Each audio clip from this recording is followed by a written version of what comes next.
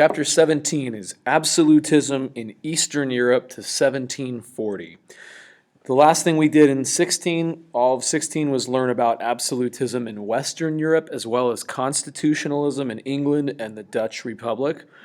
This chapter shifts over to Eastern Europe, which basically consists of all of these nations that we see on this map, which is Austria, also known as the Holy Roman Empire, run by the Habsburgs, Prussia, who we'll learn about for the first time today, and Russia. These are the three countries that are the focus of this chapter. They're all absolute monarchies. They become that over this period of history till about 1750. But they're never as powerful or strong as the French. The French version of this is the dominant version in history and in Europe. These other guys kind of gave it a good run. And as we'll see, they did some interesting things, but never quite came to the same prominence as Western Europe. Let's get into the notes. Section 1, Lords and Peasants in Eastern Europe. This takes us back to coming out of the late Middle Ages. Basically, the life for peasants in Eastern Europe has always been worse and still is bad in this generation and continues to be bad moving forward in history. Serfdom gets worse. It almost disappeared at one point in the late Middle Ages from 1050 to 1300, but after 1300 it made a resurgence. And serfdom, which is essentially slavery, where you're a peasant and you work for a landlord and you can't ever leave that land, and when someone else sells the land, you come with the land. You're attached to somebody's land as a permanent slave. So that's reestablished by the lords of Eastern Europe. The lords of Eastern Europe restricted peasants' freedom of movement, which means they physically couldn't go far away from their farm or their manor. The lords had more forced labor from peasants, where this is all getting better in Western Europe over time. It's actually getting worse in the East.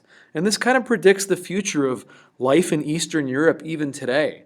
It's not as prosperous. It has a little rougher history than in Western Europe. So it's a little bit, people have always said it's a little bit backwards. Forced labor, 6 days a week working without pay, 6 days of unpaid labor. This is what's happening in Eastern Europe in the late Middle Ages.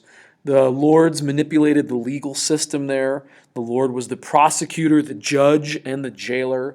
There were no independent royal officials to provide justice. So serfdom in Eastern Europe is kind of bad. The peasants are oppressed. There's not really a middle class. You want to write that down here on page 1. No strong middle class. The nobles are pretty strong. And the kings of Eastern Europe are going to become absolutists. So that's the direction the whole thing is moving. All right, section B, the consolidation of serfdom. This is just more of the same. Life gets worse for peasants. The lords can institute a death penalty at will. Basically, whenever they want, they have the right to execute peasants. And they get this thing into practice called hereditary subjugation, which means that it's a legal thing, that once you're a peasant forever. You are never allowed freedom. And you and your children and your children's children are permanent peasants and essentially slaves. And there were basically, therefore, no limits on nobles' authority over peasants. Lords, nobles, same thing.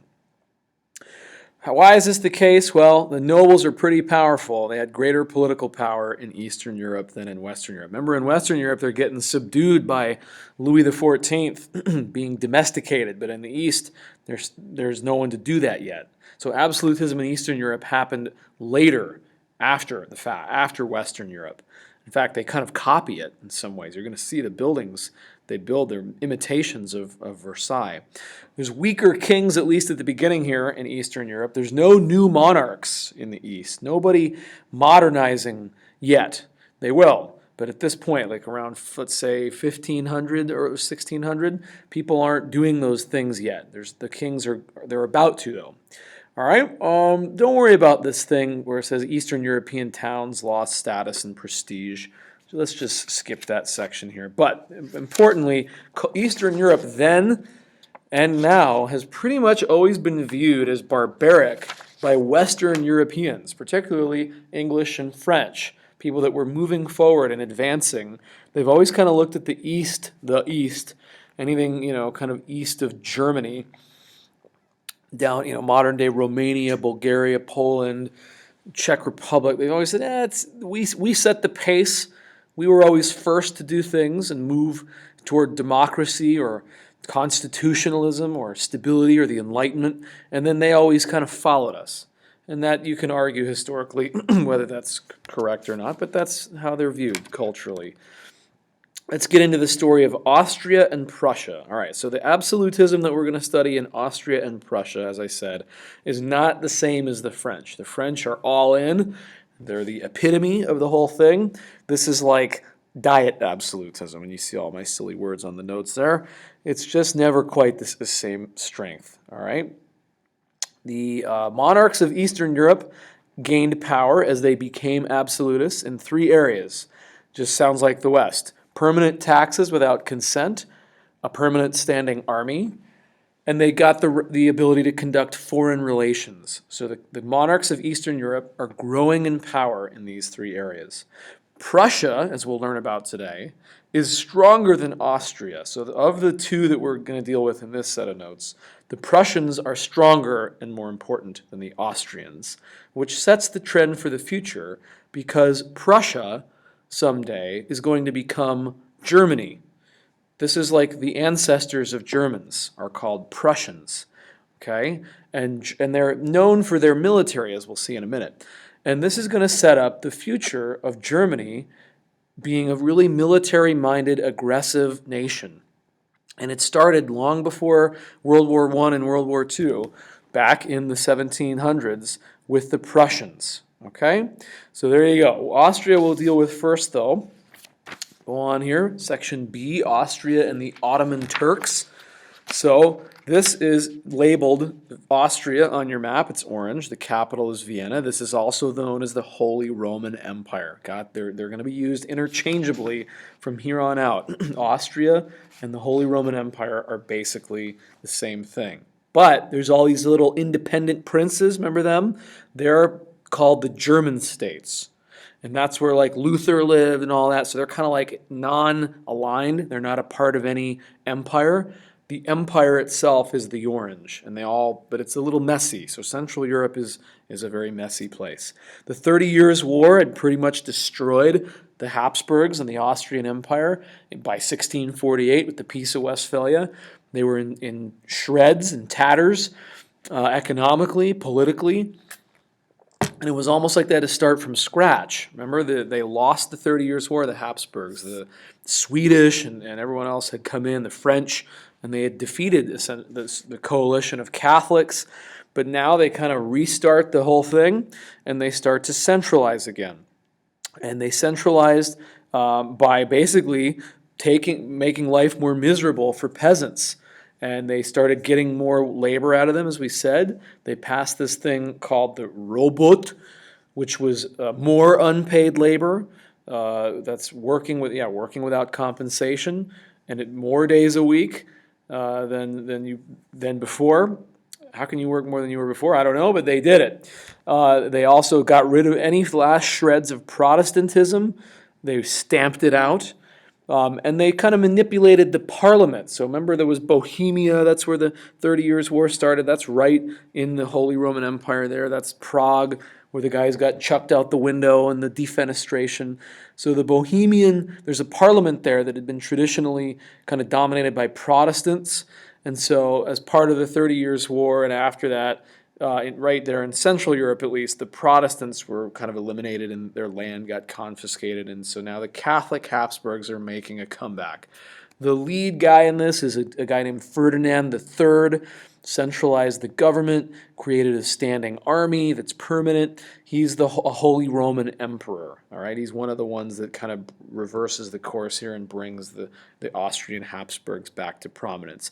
The big thing, the big break for the Austrian Empire in this generation is that they had a massive military victory against the Turks.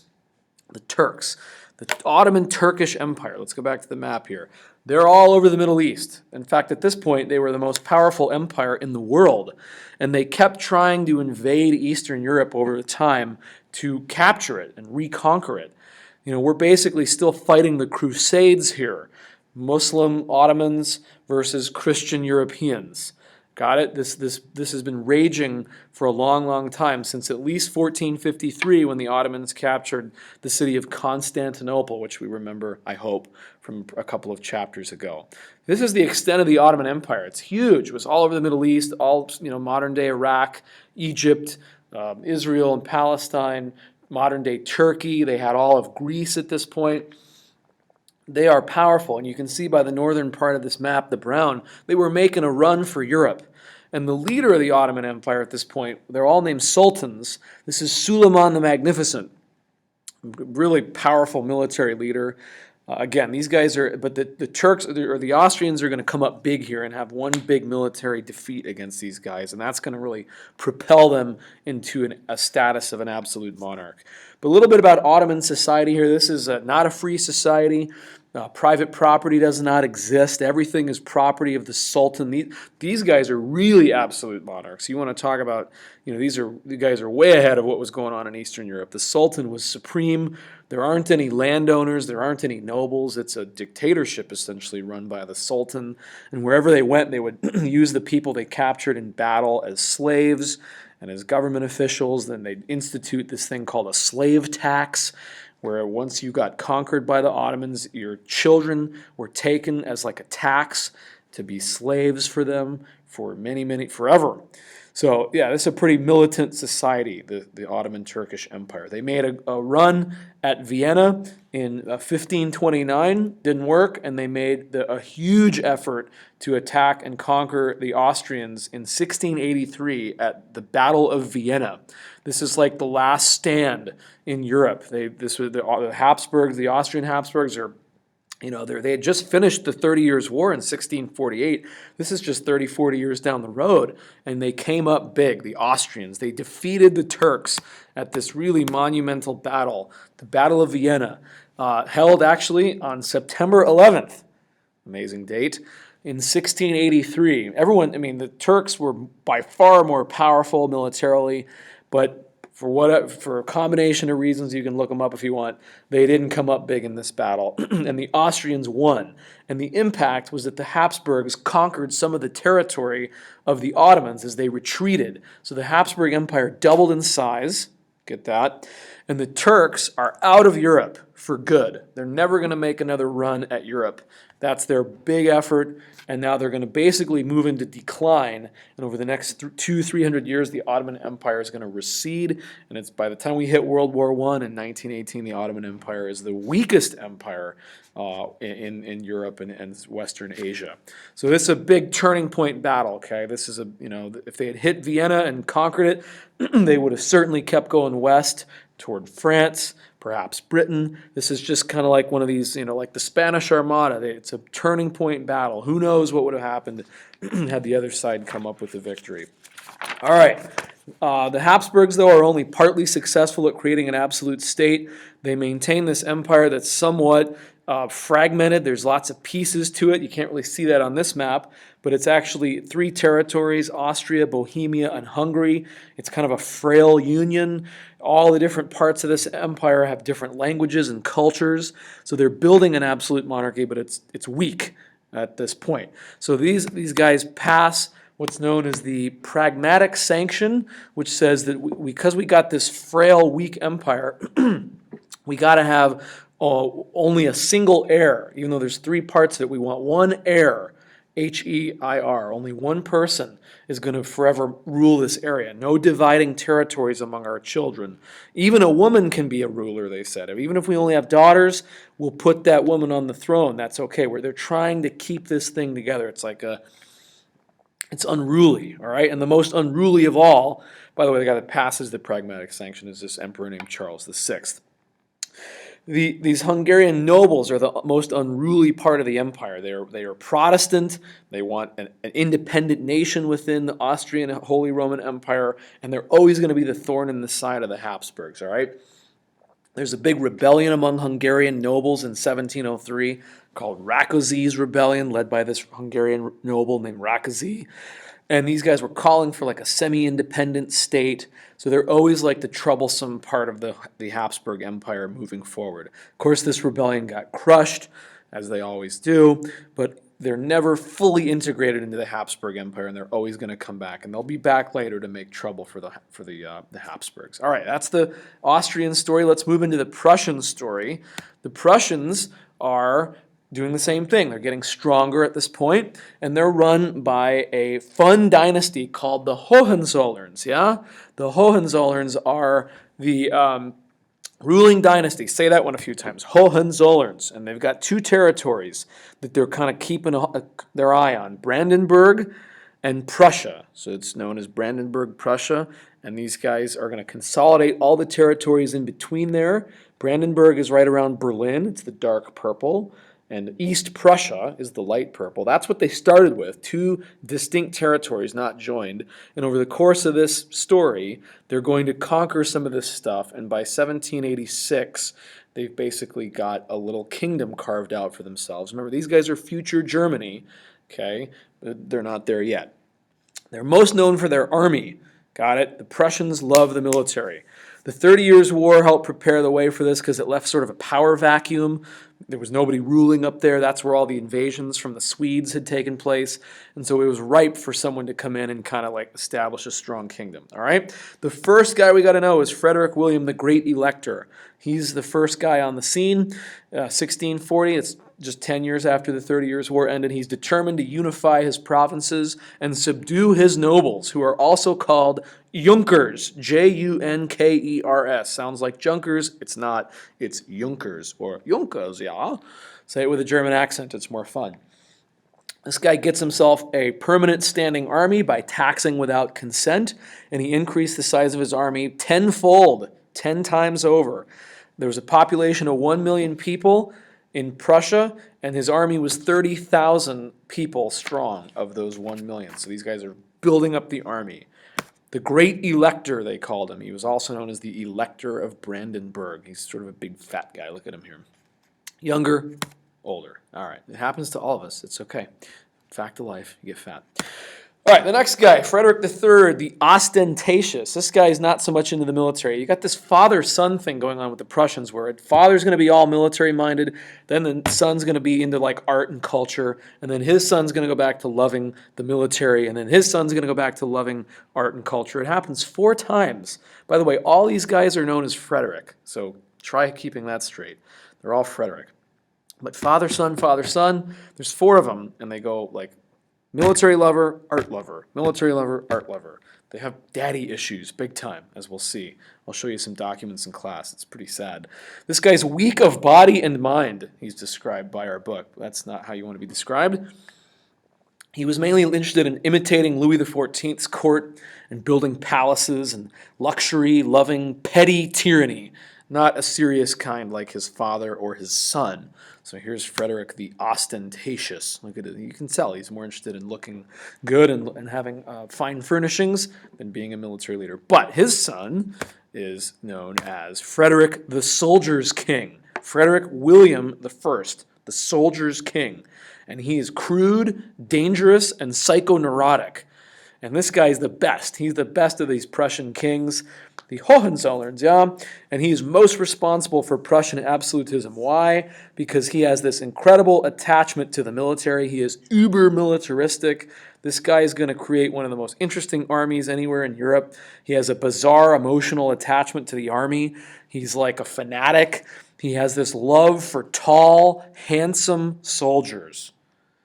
Yeah, there's our soldier king. Doesn't look like a guy to be obsessed with the military, but he was. These soldiers are known as the Blue Boys, and he wanted them to be like giants. Like he went around Europe recruiting these big, tall soldiers from anywhere to join the Prussian army. They had to be tall and they had to be good looking. And then he would dress them up in these blue uniforms with these red hats, and just look at this guy, you know. Had to be over 6 feet tall. And that's the nickname. They're also known as the Potsdam Giants, because Potsdam is a city near Berlin, and more affectionately known as the Blue Boys. And we do like the Blue Boys here. Look at these guys. This guy is a cult of military power, essentially, in Prussia. Everything revolves around him. He gets up super early in the morning and personally drills the soldiers and makes them practice on the battlefields and drill for war. Okay, so this is the real deal. 83,000 soldiers now in his army. This is the fourth largest army in Europe, and this is a relatively new, small, weak country at the time, but they're on the rise, okay? Also a strong centralized bureaucracy where all the government officials work for the king. We know that. He fully subdued the Junkers, yeah, by making them the commanders in his army. So he promoted them, he subdued them by promoting them so that he gave them a title and status. And they obeyed him. So it's kind of different from how the French handled it. He did his own thing. So Prussia, under Frederick William the Soldier King and his Blue Boy Army, becomes like the Sparta of the North. That's a reference to the ancient Greek world. Societal values are obedience, strictness, discipline, military strength. This is what they're all about. It's incredible, this guy, all right? Very, but amazingly, he never actually went to war. Despite all this obsession with his soldiers, he didn't want to spend them in battle. They're too precious to him. He wanted to dress them up, march them around, and make them good at what they did. But they never actually wanted to have any of them killed. So very few of these guys actually went into battle. All right? So, but the most important part of this is that this is basically future Germany. Got it? For the next 200 years, this militaristic view of society is going to dominate. And these guys, as I said, in another 200 years are going to become Germany, and they're going to set up the entire 20th century of military aggression led by the German nation. So there we go. There's Austria, there's Prussia. Next time we're going to take a look at Russia. That's it for now.